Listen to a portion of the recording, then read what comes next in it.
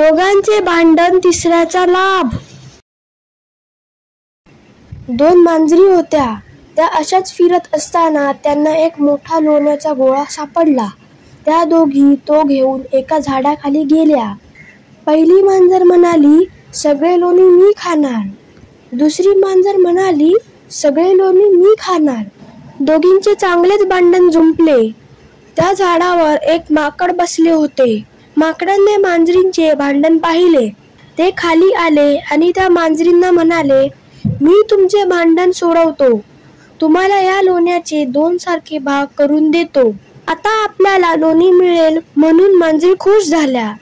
माकडाने लगेच एक तराजू आणला. लोण्याचे 2 भाग केले.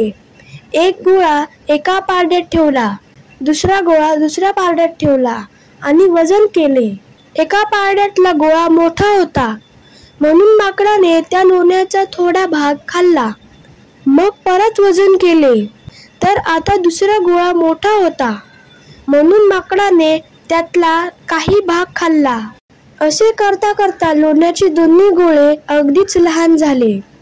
तेवढा लहान गोळा तरी आपल्याला मिळेल की नाही याच काळजीत बिचाऱ्या दोन्ही मांजरी होत्या.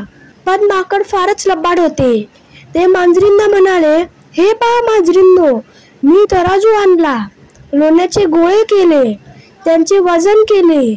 या सगळ्या मेहनतीचा मोबदला म्हणून हे उरलेले दोन्ही छोटे गोळे माझेच आहेत नाही का?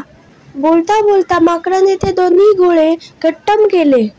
मांजरी टकामका बघतच राहिल्या. आपसातले भांडण मिटवण्यासाठी तिसऱ्याला कधीही बोलावू नये, हा धडा त्या मांजरी शिकल्या.